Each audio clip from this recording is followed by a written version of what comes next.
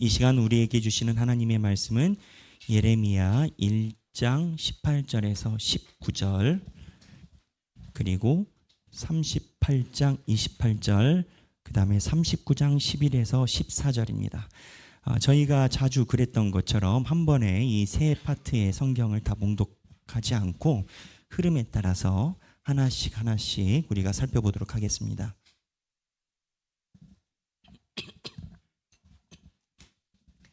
예레미야는 이스라엘 백성들이 멸망할 때 마지막 예언자였죠. 예레미야는. 그래서 예레미야는 눈물의 예언자라는 별명이 있습니다. 자기 민족의 멸망을 예언했던, 하나님이 사용했던 예언자죠.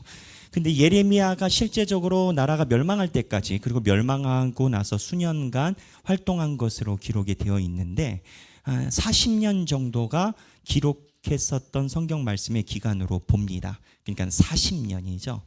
이 40년이 이스라엘 백성들이 멸망하는 마지막 시간이었던 겁니다. 예레미야가 하나님께 부름받았을 때 이 40년은 어쩌면 이미 결론이 나 있는 상황이었을 겁니다. 어떤 결론? 하나님 말을 안 듣고 멸망할 결론. 그만큼 백성들이 이제 완악했던 건 거죠. 이 시기에 하나님의 말씀을 전하라라고 하는 하나님의 말씀은 예레미야로 하여금 따라가기 너무 힘들었을 겁니다. 왜냐? 첫째, 아무도 말을 안 들어. 둘째, 말을 안 듣는 데에서 끊이지 않고 하나님의 말씀을 전한다고 해서 미워해. 그래서 죽이려고 해. 그리고 셋째, 어쨌든 미우나 고우나 내 식구들이고 내 형제인데 다 멸망해서 죽는 모습을 예레미야가 봐야 됐던 겁니다. 그래서 예레미야가 하나님께서 부르실 때, 하나님이 부르실 때 그냥 따라간 게 아니고 거세게 못하겠다라고 거부를 한 건 거예요. 나는 아이라 말을 할 줄은 모른다 라고 할 때 하나님이 예레미야에게 하신 말씀이 있어요. 너 겁내지 마라. 아이라라고 하지 마라. 그리고 여러 얘기를 하시는데 그러면서 결론이 뭐였냐? 1장 18절입니다. 1장 18절 19절 다 함께 읽어보겠습니다. 보라, 내가 오늘 너를 그 온 땅과 유다 왕들과 그 지도자들과 그 제사장들과 그 땅 백성 앞에 경고한 성읍 쇠기둥 노선병이 되게 하였은즉 그들이 너를 치나 너를 이기지 못하리니 이는 내가 너와 함께하여 너를 구원할 것임이라 여호와의 말이니라. 하나님이 예레미야에게 하신 말씀이 이거예요. 걱정 마, 내가 너를 견고한 성읍 쇠기둥 노성벽이 된다라고 약속을 해주셨어요. 여러분, 노성벽 보셨나요? 저는 못 본 것 같아요. 왜냐, 이때 인간이 가지고 있는 철기 제조의 기술이 성벽을 쌓는 만큼 되지 않았던 것 같아요. 나는 노선벽 못 봤어요. 나중에 몰랐는데 노시 일단 단가가 세더라고. 비싸고. 이거를 성벽을 이렇게 쌓는다라는 게 많은 기술이 있는데 왜 하나님이 굳이 노성벽을 이야기를 하셨나? 그 당시에는요, 성을 중심으로 전쟁이 일어났단 말이에요. 이렇게 광야에서 싸우다가, 대지에서 싸우다가 분리하면 성으로 들어가. 그럼 성으로 들어간 사람은 수비하는 쪽이잖아요. 성에서 버티면 공격한 쪽이 식량이 떨어져. 그러면 이제 나가가지고 다시 붙든지 식량이 떨어져서 돌아가든지. 그래서 성은 지켜지는 그런 의미를 가지고 있거든요. 근데 이 성이 무엇로 지어졌냐? 우리 많이 알잖아요. 돌로 성이 쌓아져 있어요. 그래서 이 성을 부수려면 공격하는 층에서 어떻게 하냐면 공성 장비를 활용해서 성을 부숩니다. 마치 이렇게 물맷돌 같이, 지렛돌 같이 큰 돌을 넣어가지고 둥 해가지고 날아가가지고 성을 때리는 거죠. 그럼 돌을 맞아서 무너지는 거죠. 성벽이 무너지면 어떻게 되느냐? 공격하는 층에서 성 안으로 들어가서 다 학살을 합니다. 성이 높으니까 못 가는 건 거예요. 왜 못 가냐? 성 가까이 가면 위에서 화살을 쏘아야 되거든요. 이게 전술적으로 굉장히 불리한 위치예요. 그래서 무조건 지금도 마찬가지지만 모든 군인들은 높은 고지를 먼저 점령하려고 그래요. 왜? 시야가 확보되고 전투를 할 수 있는 유리한 게 있으니까. 그래서 성이 참 중요한데 하나님이 예레미야를 부를 때 예레미야가 안 가요. 나는 말 못해요. 그러니까 하나님이 약속한 게 뭐였냐? 야, 내가 다른 애들이 너 건들지 못하게 노성벽이 되도록 너를 지켜줄 거다. 하나님이 1장에서 분명히 약속을 했어요. 근데 예레미야의 40년의 인생을 볼 때 하나님이 약속하신 이 노성벽이 지켜졌나? 하나님이 말씀하신 대로 이 성벽이 됐나를 보아야 한다라고 저는 생각을 합니다. 왜냐? 그 다음에 나왔던 예레미야의 여정을 보면 죄송하지만 하나님이 너무 거짓말하신 게 아닌가라는 생각이 들 정도로 예레미야가 너무 고생을 해요. 하나님이 분명히 예레미야 지켜준다고 했거든요. 근데 예레미야가 그 다음에 사역을 하다가 예루살렘 성전에서 하나님의 말씀을 전하다가 백성들한테 사로잡혀가고 그리고 백성들이 예레미야를 돌을 쳐서 죽이려고 합니다.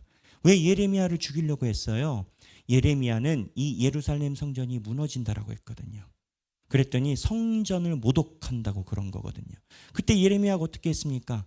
너희들 손에 내 목숨이 달려 있어서 너희들 마음대로 해라.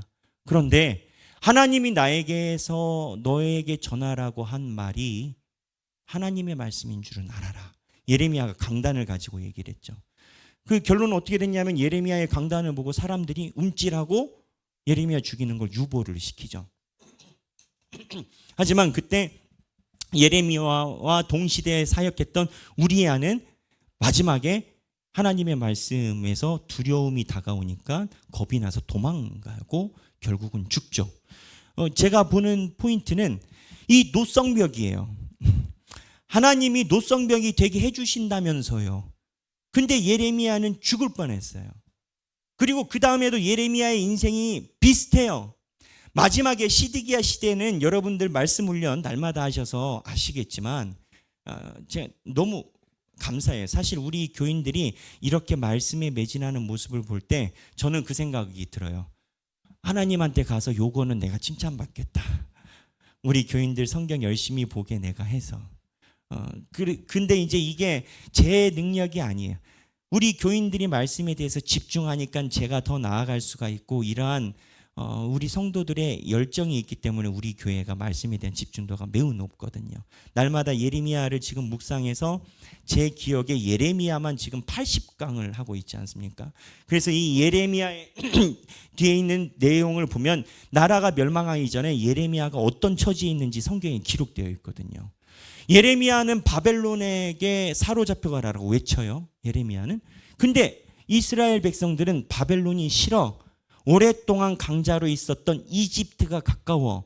그래서 이집트랑 잘 해보고 나라를 지킬 수 있을 것 같아. 근데 예레미야는 김 빠지게 바벨론의 포로로 잡혀가래요.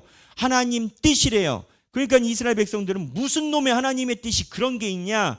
예레미야가 너희들이 하나님 말을 안 들으니까 하나님이 심판하신다. 그랬더니 하나님 이스라엘 백성들은 그런 거죠. 뭔 소리냐. 우리는 성전이 있고 다윗 때부터 축복받은 민족이다 그랬잖아요. 결론은 어떻게 됐냐? 예레미야가 엄청나게 신경 쓰이는 거예요. 그래서 시드기야의 아들들, 왕자들이 예레미야를 죽이려고 합니다. 시드기야는요, 왕은 이분은 죄송하지만 인양반이라고 할 뻔했네. 제 감정이 조금 동요될 뻔했습니다. 인양반이 아니고 이 시드기야 왕님께서는 이분은 부채도사예요. 전 부채도사 정말 싫어해요. 정말 세상에 얼마나 부채도사가 많은지. 바람이 부는 대로. 요즘 또 기막힌 표현이 있더라고요. 바람이 불기도 전에 눕는 불. 참 작가들이 그런. 이 시드기야가 그래요. 본인이 예레미야를 건드리면 예레미야 좋아하는 사람한테 욕먹을 것 같고 하니까는 이 시드기야가 애매하거든요. 그러니까는 시드기야의 아들들이 예레미야를 죽이려고 하고 실제로 예레미야가 구타당하고 죽을 뻔합니다. 그때 시드기야 밑에 있었던 누구? 구스 사람 에벤멜렉이 시드기야한테 이야기를 해서 저러다 예레미야 진짜 죽습니다. 그래서 예레미야를 구해와요. 그래서 시드기야가 예레미야를 법적으로 감금시킨다라고 명분을 두지만 애매하게 시드기야가 자기 별채에서 예레미야를 구속시킨 상태에서 예레미야를 보호해요. 예레미야의 생명 연장은 감옥인 건 거예요. 오히려 감옥이 더 안전해. 감옥 밖을 나가면 시드기야만 애매해서 시드기야는 예레미야가 하나님의 음성을 갖고 있다라고 봤잖아요. 시드기야만 그렇지 시드기야 아들들은 안 그렇거든요. 이 시드기야 아들들은 강성이에요. 이 시드기야 아들들 나중에 어떻게 됐어요? 시드기야 보는 앞에서 먼저 느부갓네살이 다 죽여버리잖아요. 아버지가 아들이 칼에 의해서 죽는 걸 보게 만들잖아요. 이게 하나님의 저주였잖아요. 근데 이 예레미야가 생명을 연장하는 그 방법이 뭐냐? 마지막에 감옥에 갇혀 있는 건 거예요. 저는 이 흐름을 보면서 제 마음속에 계속 타격감이 있는 건 예레미야예요. 내가 성경을 봐도 난 1장 18절에 있는 노성벽이 자꾸 귀에 거슬리는데 예레미야는 자기 인생을 봤을 때 어땠을까? 하나님이 나를 지켜준다라고 했는데 예레미야의 감정은 어땠을까? 38장 28절 보겠습니다. 38장 28절. 나라가 멸망하기 전 예레미야의 상태예요. 38장 28절 다 함께 읽겠습니다.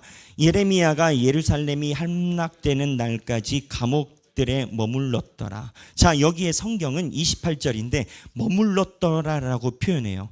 근데 이거를 조금 더 세게 표현하면 이제 제 표현이에요. 예레미야가 예루살렘이 함락되는 날까지 깜빵에서 썩었더라. 근데 이게 예레미야의 생명을 지킨 방법이었어요. 왜? 감옥에 있으니까 밖에서 칼싸움 나고 성벽이 무너지고 바벨론 군이 와도 예레미야 감옥 안에서 그냥 쳐다봐야 되는 건 거예요. 근데 바벨론 군인들은 일단 감옥에 있으면 얘네들이 실어내니까 군인들도 예레미야 일단 살려둔 거지. 그러다가 다 끝나고 나서 느부갓네살 왕 대빵이 왔어요. 그럼 예레미야를 만났어요. 39장 11절에 뭐라고 얘기를 하냐? 39장 11절부터 14절 다 함께 읽겠습니다. 바벨론의 느부갓네살 왕이 예레미야에 대하여 사령관 느부사라단에게 명령하여 이르되 그를 데려다가 선대하고 해하지 말며 그가 내게 말하는 대로 행하라. 이에 사령관 느부사라단과 내시장 느부사라반과 궁중장관 네르갈 사레셀과 바벨론 왕의 모든 장관이 사람을 보내어 예레미야를 감옥들에서 데리고 사반의 손자 아이감의 아들 그다리아에게 넘겨서 그를 집으로 데려가게 하며 그가 백성 가운데 사니라. 자, 이건 어떻게 되냐면 느부갓네살이 오니까 예레미야를 알아요. 느부갓네살이. 지금도 여러분 이란과 이스라엘이 엄청나게 화약고 싸움하고 있지 않습니까? 이게 제가 시사를 좀 보니까 그렇더라고요. 이란이 북한처럼 핵폭탄을 거의 완성 단계까지 간 건 거예요. 이란이. 이거를 미국은 어떻게 좀 잘 해봐서 어르고 달래고, 미국이 개입하면 복잡해지니까 어르고 달래는데 이 이란이 핵폭탄을 갖게 되면 가장 위협되는 나라가 이스라엘이니까 이스라엘이 갖다가 폭격해버린 건 거예요. 미국한테 고지하고, 동의가 아니야, 고지하고. 근데 미국은 뒤에서 좋은 것 같아. 자기네를 때리지 못하니까 이스라엘. 근데 이스라엘, 우리나라로 따지면 이런 건 거예요. 평양에 이제 풍계리인가 어딘가 옛날에 뭐 핵시설 있잖아요. 이게 완성 단계에 이를 때 대한민국이 미군한테 동의를 구하지 않고 갔다가 폭격을 해버린 건 거예요. 그래서 핵폭탄을 없애버렸어. 그러니까는 이거 보는 관점에 따라서 이 해석이 희한하잖아요.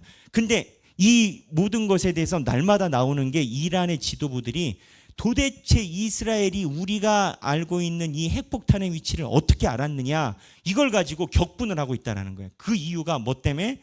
이스라엘의 정보국 모사드 때문에 그렇다는 거예요. 모사드가 옛날에 그 얘기도 있었거든요. 나치의 국방참모장하고 가장 친한 절친이 30년 넘는 직인데 모사드였던 거예요. 30년 동안 그 사람을 속인, 30년이 더 됐던 것 같아요. 제가 연차가 기억이 안 나는데.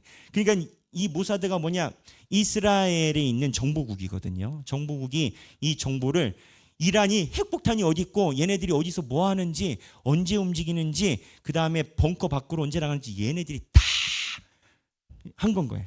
그래서 정밀 타겟으로 이스라엘이, 하여튼 이스라엘 사람들 무서워요. 가만히 보면은 내가 설교하는 것도 들을까 싶은데 나 이스라엘 좋아해요. 네.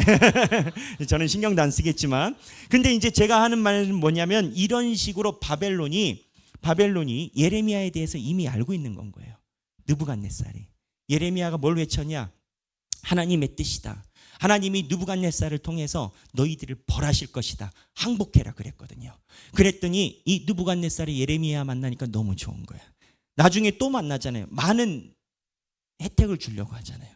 예레미야가 민족과 함께 하려고 하니까 그걸 거절했지, 따라갔으면 부자 됐을 거예요. 이분도 참 완고하셔. 예레미야도 가서 돈 벌고 오면 되지. 근데 어쨌든 안 갔거든요. 그랬더니 이 느부갓네살이 예레미야를 어떻게 처우해 주냐면 예레미야를 지켜줄 방법으로 예레미야를 보내잖아요. 그 방법이 더 슬퍼. 뭐냐?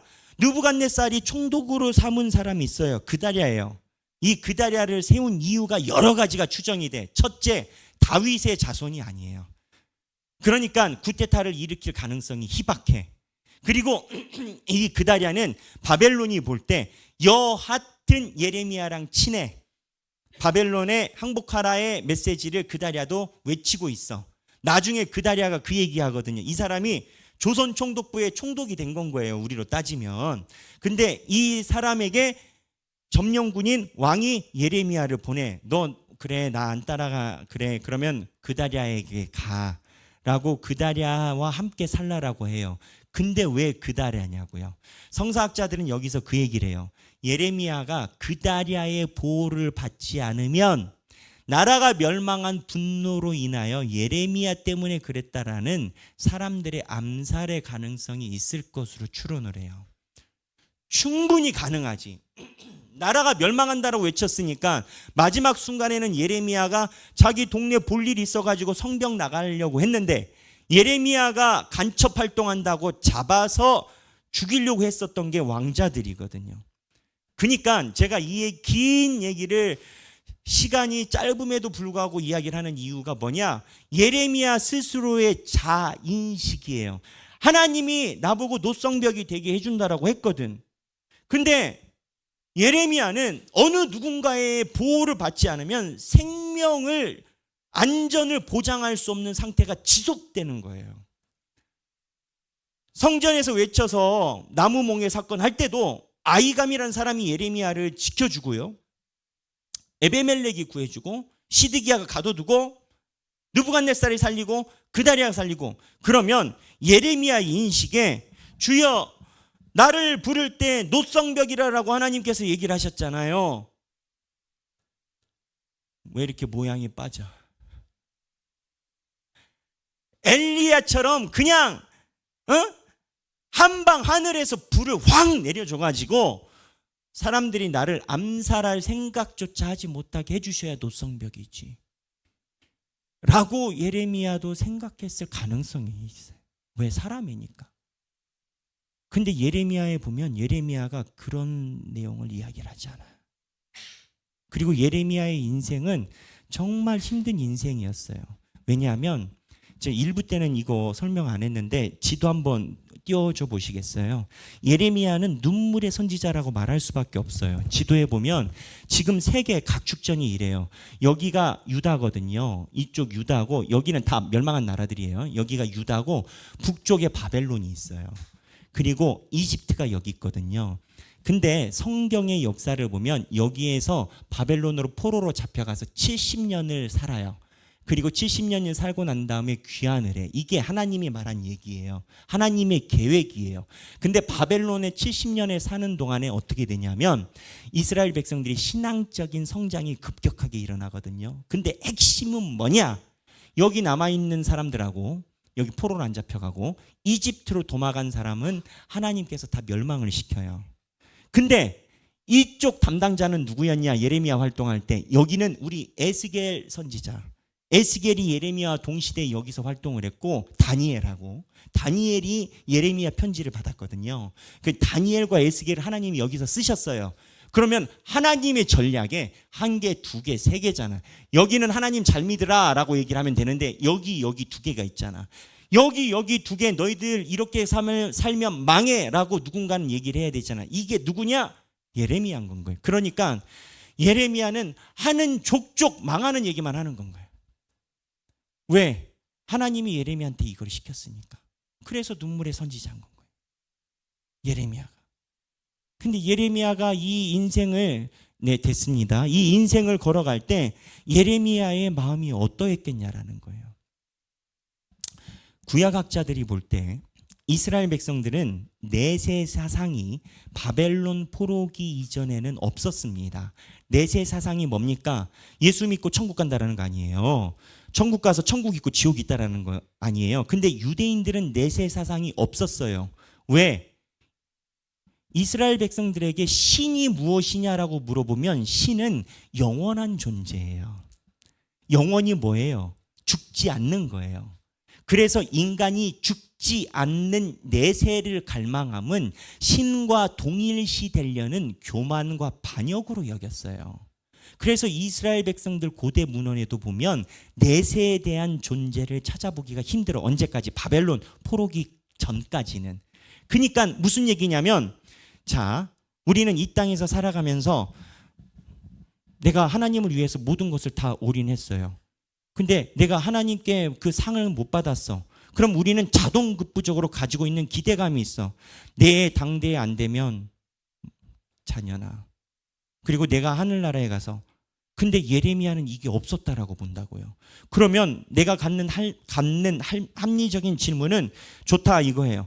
이 땅에서도 이렇게 죽을 뻔하고 정말 생명줄이 간당간당 하루살이처럼 간당간당 해가지고 이렇게 살아가는 이러한 예언자적 삶에서 예레미야는 도대체 어떠한 에너지로 견뎠을까? 죽어서 천국 간다라는 것도 없단 말이에요. 이게 핵심 포인트였어요. 그래서 예레미야를 읽는 족족 여러분들도 많이 그랬겠지만 예레미야의 마음을 동일시하여 말씀을 보려고 할 때 굉장히 답답하곤 했어요. 예수 믿어 감옥 간다요. 예레미야의 패턴은 예수 믿어 지옥은 아니지. 감옥 가고 고생 유리망랑한다라는 거예요. 근데 그때 하나님께서 여러 서적과 예상치 않은 신학자, 이분은 제가 잘 안 보는 분인데 우연하게 봤는데 그분이 그 얘기를 전언하는 건 거예요. 이 말은 무슨 얘기냐? 백영기 목사가 갖다 꼬마친 게 아니라는 거죠. 그 얘기를 드리고 그 사람이 어떠한 것을 전언하냐면 믿음이란 무엇인가를 할 때 예레미야의 믿음을 들여다봐야 된다라는 거예요. 예레미야가 40년 동안 이거 일반적인 사람이면 자살한단 말이에요. 힘들어서. 자살하는 사람들 특징이 뭐예요? 이 땅보다 죽는 게 낫다 아니겠어요? 예레미야가 지금 딱 그 말할 상황인 겁니다. 근데 예레미야가 이 땅을 견디게 된 원인이 뭐냐? 믿음이었다라는 건데 결론부터 얘기를 하면 예레미야의 믿음은 지금 하나님이 여기 살아계시고 살아계신 하나님이 우주 천지를 만들었기 때문에 나는 하나님이 나를 어떻게 할지 몰라. 하지만 하나님이 신이기에 나에 대해서 하나님이 다 보호하셔. 라는 크게 예레미야가 있었다라는 거예요. 근데 이 믿음에 대해서 연구한 걸 보면 신약 성경에 있어요. 히브리서 11장에 보면 믿음장이라고 얘기를 하거든요. 근데 히브리서도 희한한 성경이에요. 저자에 대해서 명확하게 밝혀지지 않은 설교문의 특징이에요. 히브리서가 나중에 성경에 들어오는데 제일 마지막에 들어왔어요. 이거의 신비성 때문에. 근데 이 히브리서가 그럼에도 불구하고 성경에 들어온 건 히브리서가 믿음에 대해서 이야기를 해요. 우리가 이 믿음을 알아야 돼요. 왜냐? 예수 믿는다고 다 이재용이 되는 건 아니거든. 예수 믿는다고 다 빌 게이츠가 되는 게 아니거든. 그리고 예수를 위해서 내가 헌신한다고 해서 우리가 당대의 모든 것을 보상받는 것도 아니거든. 그러면 하나님이 노성병이 된다고 했는데 나를 속이셨냐? 이런 마음이 우린 들거든요. 근데 이 히브리서가 믿음이라는 걸 설명하면서 히브리서 관점에서 구약에 있는 사람들을 분석해내요. 분석해내는데 대전제는 이거예요. 구약에 있는 사람들은 내세가 없어요. 근데 마치 히브리서가 이야기를 하는 게 내세 같은 느낌이 들어. 근데 구약에 있는 사람들은 내세를 보고 믿음을 걸어온 게 아니라 지금 하나님이 여기 있다는 현세적 개념으로 믿음을 걸어왔다라고 히브리서가 얘기를 해요. 자꾸 얘기를 하니까 궁금하죠. 우리 히브리서 11장 봅시다. 자, 히브리서 11장 1절부터 3절까지 함께 읽겠습니다. 믿음은 바라는 것들의 실상이요 보이지 않는 것들의 증거니 선진들이 이로써 증거를 얻었느니라. 믿음으로 모든 세계가 하나님의 말씀으로 지어진 줄을 우리가 아나니 보이는 것은 나타난 것으로 말미암아 된 것이 아니니라. 자, 1절에 보면 제가 너무 좋아하는 말씀이에요. 믿음은 바라는 것들의 실상. 이제 이게 성경 번역이 어려워서 그런데 믿음은 바라는 것, 실상이 뭐냐면 실제적인 형태라는 거예요. 그리고 보이지 않는 것들이 증거돼요. 뭐가? 믿음이 안 보이는데 이게 어떻게 증거가 돼? 이 어디 뭐 뒷다리 긁는 느낌이지만 믿음이 실제라고 그렇다라는 거예요. 그러면서 이 믿음의 형태에 대해서 얘기를 해요. 뭐냐? 4절에 보면 제가 읽을게요. 믿음으로 아벨은 가인보다 더 나은 제사를 하나님께 드림으로 의로운 자라 하시는 증거를 얻었으니 뭐냐? 아벨은 내가 하나님께 제물을 드릴 때 이거를 받는 자가 분명히 있는 거를 아벨은 알은 건 거예요. 그리고 내가 하나님께 제물을 드릴 때 그럴 때 하나님께서 이 제물을 받으시고 이거를 책임져 주실 것을 아벨은 알아. 근데 하나님이 분명히 살아있고 나를 책임져 준다라는 믿음이 없으면요, 내 제물이 가지 못해요. 그래서 역설적으로 제물에 대한 나의 자세가 나의 믿음의 분량을 얘기를 한다라고 목회자들은 얘기는 하긴 해요. 예수님이 얘기를 했거든요. 네 마음 있는 곳에, 제물 있는 곳에 네 마음이 있고 마음 있는 곳에 물질이 있다라고 했거든요. 근데 제가 보는 구조는 그 구조가 아니라 무엇을 얘기를 하느냐? 이 믿음이라는 것이 하나님께 제물을 드릴 때 그 하나님이 실제적으로 그 뒤에 존재하고 이거를 받는다라는 보이지 않는 것에 대한 확신이 있다라는 거예요. 근데 이 다음에 5절에 아벨 얘기를 했잖아요. 에녹 얘기예요. 에녹은 죽음을 보지 않고 옮겨졌으니 하나님이 그를 옮기심으로 다시 보이지 아니하였으니 그는 옮겨지기 전에 하나님을 기쁘시게 하는 자라 하는 증거를 받았느니라. 무슨 얘기냐? 이 에녹은 하나님 안에 실제적인 인생의 행복이 있다라는 것을 믿은 거예요. 세상에서 허다한 것에 실제적인 행복이 있는 게 아니라 하나님 안에 실제적인 행복이 있다라는 것을 믿은 거예요. 포인트는 뭐냐? 눈에 보이지 않는 차원을 믿었다는 거예요. 근데 7절에 노아는 아직 보이지 않는 일에 경고하심을 받아. 노아는 하나님이 말씀하실 때 아직 이루어지지 않았어요. 근데 이게 하나님이 분명히 살아있기 때문에 될 거라고 확신을 갖는 건 거예요. 노아는 뭐 방주, 물이 난데 아무도 안 믿어. 물로 세상 아무도 안 믿어. 근데 노아는 하나님이 경고했으니 될 거라는 거예요. 이스라엘 백성들이 노아 같은 신앙만 있었어도 예레미야가 이야기를 할 때 실제로 그 말씀이 이루어질 것이다라는 감각을 가졌었어야 돼.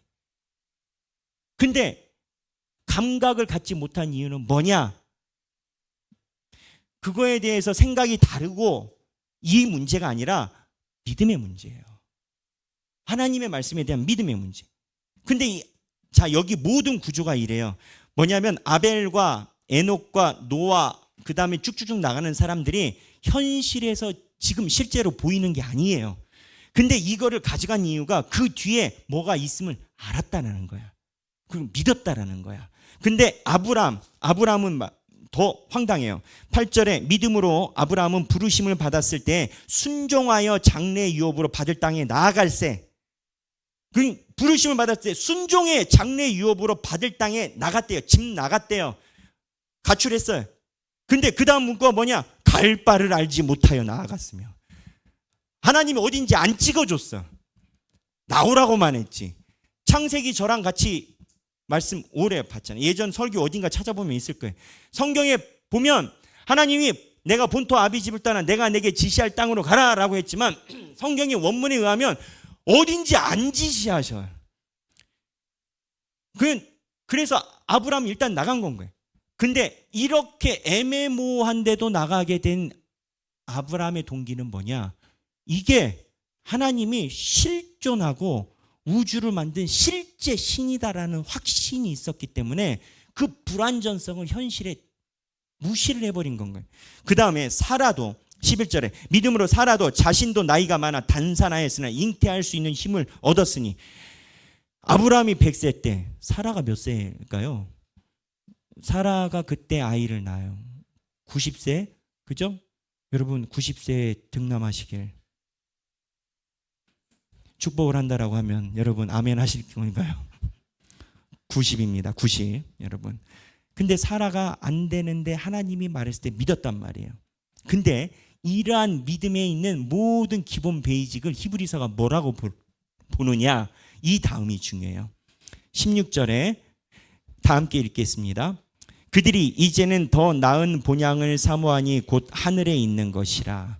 그럼 이러므로 하나님이 그들의 하나님이라 일컬음을 받으심을 부끄러워하지 아니하고 그들을 위하여 한 성을 예비하셨느니라. 그래서 그들이 이 믿음을 지킨 이유가 더 나은 본향을 사모했는데 하늘에 있는 것이래요. 그러니까 아까 얘기를 했죠. 구약에 있는 사람들은 내세가 없어요. 내세를 가지지 않았고 내세를 기대하지 않았어. 그럼 이들에게 있어서 하늘은 뭐냐고요? 이들에게 있어서 하늘은 실제 존재하는 1층과 2층처럼 그냥 걸어 올라가는 느낌인 건 거예요. 근데 이게 우리에게 주는 메시지가 있는 게, 이들은요 하나님의 내세를 기다리는 게 아니라 현세가 내세인 건 거예요. 지금 예레미야가 노성벽이 된다라고 했는데도 그렇지 않은 내 삶의 자리에서 이거를 버틴 근원은 딱 하나예요. 하나님이 살아있다는 거예요. 그리고 하나님이 전능자라는 거예요. 그리고 그거는 언제 이루어질 미래적 사건이 아니라 지금 내가 설교를 듣고 있는 이 순간 또는 찬양하는 이 순간 하나님이 실제로 여기에 있다는 거예요. 먼 훗날 만날 하나님이 아니라라는 거예요. 근데 이런 견지에서 아브라함을 이야기를 해요. 17절에 아브라함은 17절입니다. 시험을 받을 때 믿음으로 이삭을 드렸는데, 이삭 드린 거 아시죠? 아브라함이 죽이려고 했잖아요. 그는 약속들을 받은 자로되 그 외아들을 드렸으나 그에게 이미 말씀하시길 내 자손으로 칭할 자는 이삭으로 말미암으리라 하셨으니, 19절에 아브라함이 이삭을 하나님 앞에 죽이려고 했었던 이유가 있다라는 거예요. 진짜 죽이려고 했다라는 거예요, 아브라함이. 근데 왜 죽이려고 했냐? 그가 하나님이 능히 이삭을 죽은 자 가운데서 다시 살리실 줄로 생각한지라. 왜? 하나님이 나한테 약속으로 줬으니까. 내가 내 아들의 숨통을 끊어도 하나님이 약속한 아들이니까 하나님이 다시 살리실 거라고 아브라함이 믿었다라는 거예요. 진짜 죽이려고 했다는 거예요. 근데 이게 우리가 가지고 있는 죽음적 개념이 아니라 현세라는 거예요. 비유컨대 그를 죽은 자 가운데서 도로 받은 것이니라. 그를 죽은 자 가운데서 도로 받은 것이니라. 그래서 아브라함은 이삭을 안 죽인 게 아니라 죽였는데, 죽음이라는 옆에 있는 동네에서 하나님이 다시 데리고 온 거라는 거예요. 이게 우리가 가지고 있는 내세적 개념이 아니라 현세적 개념이에요. 무엇을 이야기를 하느냐? 믿음의 선지자들은 현세에 하나님이 살아계시다라는 게, 우리 죽으면 천국 간다, 내가 못 받으면 내 자녀들이 복 받고 언젠간 잘 되고, 이러한 정립적 개념이 아니라 지금 하나님이 나랑 걸어가고 있음에 대한 확신을 갖고 있었다는 거예요. 그렇기 때문에 하나님이 지금 이 순간에 나와 함께 계시기 때문에 천국이든 지옥이든 내세가 중요한 게 아니라 지금이 중요한 건 거예요. 지금 내가 죽여도 하나님이 내 아들을 살린다라고 믿었다는 거예요. 예레미야가 그 모든 고통을 감당할 수 있었던 이유는 내가 하나님의 말씀을 전해서 하나님이 노성벽이 된다고 하셨으니 하나님이 나를 책임지겠다라는 그 믿음을 지금, 미래가 아니라 지금 가졌다라는 거예요. 근데 이 믿음을 가진 자에 대한 현상을 이야기를 해요. 히브리서가 25절에 도리어 하나님의 백성과 함께 고난받기를 잠시 죄악의 낙을 누리는 것보다 더 좋아하고, 여기 특이한 표현이 있어요. 낙을 누리는 것보다 더 좋아하고, 뭘? 고난받는 걸. 예레미야가 생각해. 근데 그 낙을 뭐라고 표현했냐면 죄악의 날이래. 죄는 뭡니까? 목사님, 우리는 죄악의 날을 누리고 있지 않아요. 칼빈이 얘기를 해요. 죄에 대한 규정은 하마르티야. 하나님께서 말씀하신 삶대로 살아가지 않음이 죄예요. 우리가 사람을 속이고 범법을 해야 죄가 아니라, 그러니까 세상에서 우리가 낙을 누리는 이유는 하나님이 아닌 세상의 방식에 대해서 우리가 동의를 하는 거거든요. 그래서 하나님이 볼 때는 하나님의 방식이 아닌 세상의 방식으로 살아가는 것을 죄악이라고 하나님이 이야기를 하시는 겁니다. 근데 이러한 믿음을 가진 사람은 하나님의 백성과 함께 고난받기를 잠시 죄악의 날을 누리는 것보다 더 좋아했다라는 거예요. 그 이유가 26절 하반부에 상 주심을 바라봄이라. 그러니까 이 구약에 있는 인물들은 내세가 아니에요.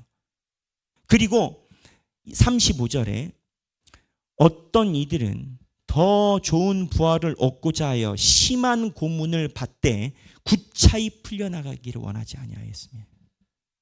예레미야가 세상에서 찌질하고 세상에서 아무도 예레미야를 도와주는 사람 없고 예레미야가 죽을 것 같고 배가 고프고 힘들었는지 모르지만 히브리서의 표현대로라면 구차하게 풀려나기를 예레미야가 구하지 않았다라는 거예요. 물론 처음에 사역을 할 때 완성되지 않을 때 하나님 앞에 죽음을 얘기를 합니다. 그러나 마지막 순간에 예레미야는 어디에서도 나를 구차하게 풀려나게. 그 이유가 뭐냐? 야, 너희들은 안 보이지? 난 하나님이 지금 여기 살아계신 게 보여. 니들은 안 보이지? 언젠간 볼 거라고 얘기를 하지. 언제 볼 건데? 나는 내가 말씀을 전할 때 지금 이 순간에 하나님이 역사하심을 난 봐. 예레미야는 이거였다는 거예요. 36절에 어떤 이들은 조롱과 채찍질 뿐만 아니라 결박과 옥에 갇히는 시련도 받았으며 돌로 치는 것과 톱으로 켜는 것과. 여러분, 톱으로 켜는 게 뭘까요? 시험과 칼로 죽임을 당하고 양과 염소의 가죽을 입고 유리하여 궁핍과 환난과 학대를 받았으니 이런 사람은 세상에 감당하지 못하느니라. 그들이 광야와 산과 동굴과 토굴에 유리하였느니라. 이 사람들은 다 믿음으로 말미암아 증거를 받았으나. 그 다음엔 코멘트가 필요합니다. 세상에서 볼 때 약속된 것을 받지 못하였으니. 아브라함이 언제 자기 민족이 많은 걸 눈으로 봤어요? 언제 이삭이 봤어요? 야곱이 봤어요? 이 땅에서 못 봤어요. 하지만 40절, 이는 하나님이 우리를 위하여 더 좋은 것을 예비하셨은지. 이게 더 좋은 걸 예비하는 게 아니라 하나님을 믿은 거예요. 하나님이 살아계심을 믿은 거예요. 예레미야서를 읽으면서 예레미야는요, 이 땅에서 이야기를 하는 부귀영화를 하나도 누리지 못해요. 40년 동안. 마지막 귀결도 어떻게 됐는지 몰라요. 예레미야의 죽음에 대해서는 추정만 있을 뿐이에요. 이사야는요, 이사야도 마찬가지. 여러분, 예수 믿으면 길이 그래요. 예수님의 12제자 중에 자연사 하신 분은 한 분밖에 안 계세요. 제가 신학교 갔을 때 제가 존경하는 정장복 총장님이 처음 오리엔테이션 할 때 그 얘기를 하시더라고요. 제가 신학교 딱 갔어요. 처음에 갔는데, 아니 신학생이 처음에 오리엔테이션 3월 1일 날 왔으면 축복을 해줘야 되는 거예요. 딱 하시는 말씀, 여러분 지금도 늦지 않았습니다. 돌아가십시오. 뭔 소리? 아니 제가 아직도 기억나요. 학부 1학년 때 딱 하는, 지금도 늦지 않았습니다. 돌아가십시오. 그 내용은 뭐냐? 세상에서 원하는 부귀와 여러 가지를 원한다면 잘못된 주소에 왔다라는. 돈을 벌려면요, 은행과 펀드 매니저를 만나야 돼요. 건강하려면 의사 선생님과 헬스 트레이너를 만나야 돼요. 자녀 교육을 하려면 오은영 박사님 만나야 돼요. 교통사고 나면 한문철 씨를 만나야 돼요. 교회는 누구 만나러 오는 거예요? 근데 그 교회에서 만났을 때 교회가 이야기를 하는 게 뭐겠어요? 교회는 하나님이 이 땅에 살아계시다를 얘기를 해요. 그리고 이 눈에 보이지 않지만 실제로 지금 이 순간에 하나님이 역사하고 계시다라고 교회는 얘기를 해요. 믿으십니까? 이거를 믿는 자가 하나님이 원하시는 방향대로 삶을 살아가는, 내가 원하는 방향이 아니라. 근데 이게 없으면요, 여러분 믿음의 생활을 하지 못해. 내가 언젠간 믿겠다. 목사님 지금은 제가 유리방랑하지만 제가 지금은 주님이 아니라 다른 주여를 잘 섬기고 있지만 언젠가는 내가 진짜 주님을 섬길 거예요. 마음속에 양심의 가책을 받고 있어요. 목사님 제가 모르는 게 아니에요. 알아요. 근데 여러분 그거는요, 아는 게 아니고 지금 순간을 덜 믿는 거예요. 하나님이 살아계심을. 근데 덜 믿는 건 믿는 게 아니에요. 시드기야가 덜 믿었어요. 하나님이 시드기야의 눈을 뽑으셨어요. 사랑하는 우리 하길교회 성도 여러분, 우리가 예수를 믿는 이유는 하나님이 살아계시기 때문에 예수를 믿는 겁니다. 그리고 죽어서 천국에서 뵐 뿐이 아니라 지금 이 순간에 걸어 역사하시기 때문에 예수를 믿는. 예레미야가 그 시절을 어떻게 살아갔을까 묵상하면 저는 마음속에 들리는 것 하나밖에 없었어요. 모든 걸 들어가고 기브 앤 테이크 플러스 마이너스 이 가능성 여러 가지 복하면은 하나밖에 안 나와요. 예레미야는 하나님이 실제 살아있음을 믿고, 아니 믿는다는 표현을 넘어 하나님이 계신 것 안에서 살아간 거예요. 그렇기 때문에 죄악의 낙을 누리는 것보다 고난을 받는 걸 즐거워하고, 심한 고난을 받아도 풀려나기 위해서 굳차게 하지 않고, 약속된 것을 세상 사람들이 받지 못한다라고 이야기를 할지 모르지만 주께서 살아계시니 나를 분명히 책임져 좋은 것을 예비하시. 예레미야가 가진 믿음, 히브리서가 이야기를 한 믿음이 저와 여러분들의 믿음이 되시길 주님의 이름으로 축원합니다. 이 시간에 우리 함께 찬양하기를 원합니다. 나의 영혼이 잠잠히 하나님만 바라며 오직 주만이 나의 반석이요 나의 구원이시니 내가 요동치 아니하리라. 세상에서 오는 풍세, 세상에서 이야기를 하는 관점에서 내가 온전한 신앙을 갖는 방법은 딱 하나밖에 없어요.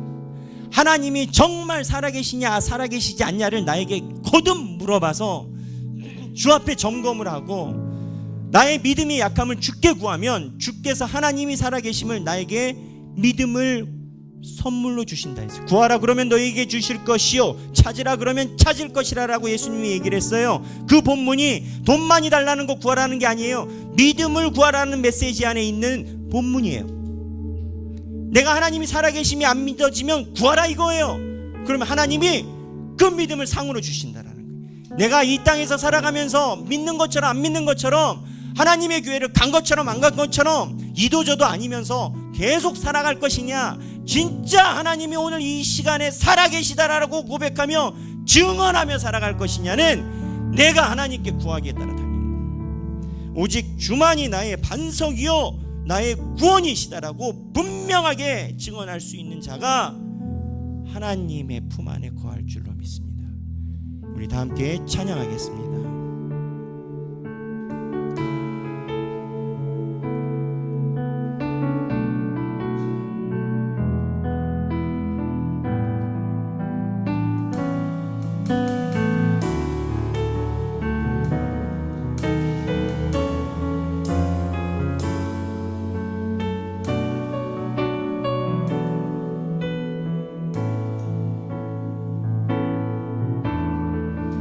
나의 영혼이 잠잠히 하나님만 바라며 나의 구원이 그에게서 나아는 도다. 나의 영혼아 잠잠히 하나님만 바라라. 나의 소망이 저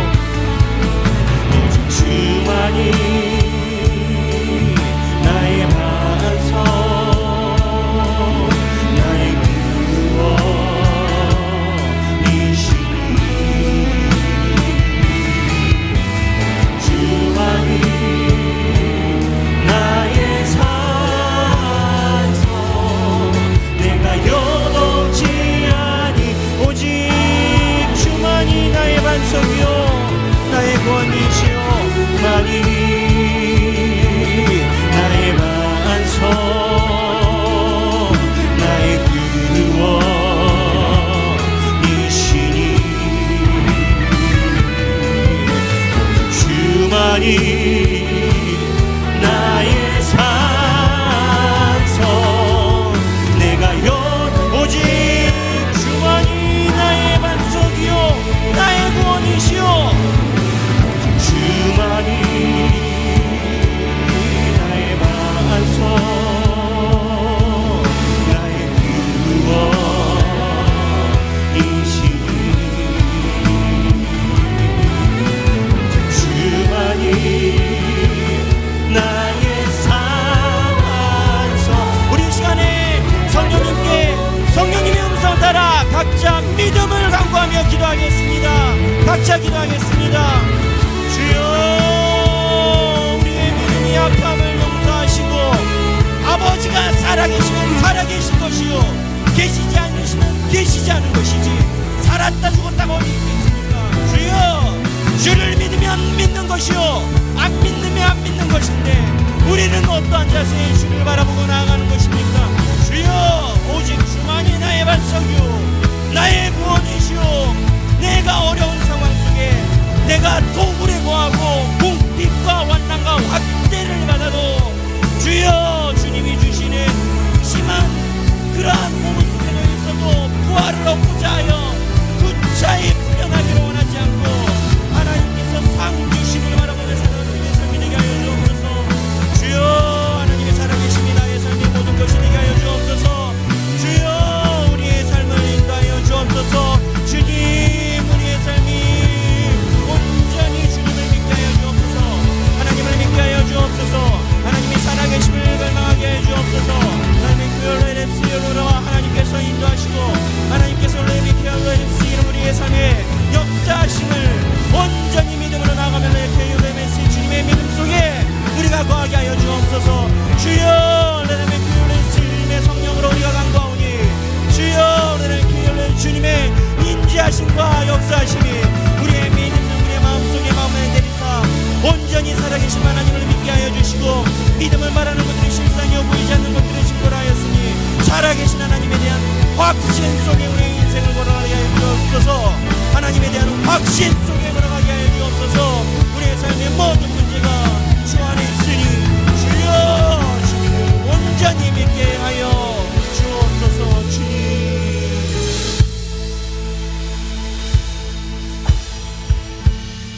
제가 기도하겠습니다. 하나님이 살아계시면 살아계신 것이고 계시지 않으면 계시지 않는 것 아니겠습니까? 하나님이 살아계신다라고 이야기를 하면서 하나님이 계시지 않은 것처럼 살아가는 우리의 인생이 아닌지 성경이 날마다 우리의 가슴에 충격을 주십니다. 하나님, 우리는 하나님께서 상 주심을 바라보며 하나님이 이 땅에 살아계심으로 이 땅의 고난과 어려움을 당연히 받고 구차하게 풀려나가기를 원하지 않는 인생이었는지, 아니면 이 땅에 보이지 않는 것들을 주께서 언제 주시나, 주께서 주셔야 되는 거 아니냐. 아버지, 우리를 불쌍히 여겨 주옵소서. 히브리서의 믿음의 장에 얘기를 합니다. 모든 것의 원리는 믿음 하나인 것. 그 믿음은 하나님이 살아계시다라는 것을 믿는 것. 믿음은 바라는 것들의 실상이여 보이지 않는 것들의 증거라 하였습니다. 주여, 눈에 보이지 않는 하나님이 살아 역사하심을 우리가 믿게 하여 주옵소서. 그 믿음으로 우리의 모든 것을 재정립하여 죄악된 세상의 낙이 아니라 하나님의 백성과 살아가는 것을 사모하는 우리의 인생이 되게 하여 주옵소서. 주여, 우리의 삶을 주께 드리오니 주께서 우리의 삶에 임자여 주옵소서. 이제는 우리 주 예수 그리스도의 은혜와 하나님 아버지의 극진하신 사랑과 성령님의 감동감화 교통하심이 이 땅에 살아가는 모든 것의 키가 하나님이 살아계심을 믿는 것이다 라고 고백하며 그 키로 나머지의 모든 것을 바라보며 살아가기 원하는 사랑하는 모든 주님의 백성들 머리 위에 지금으로부터 영원토록 함께 계시길 성부와 성자와 성령의 이름으로 간절히 축원하옵나이다. 아멘.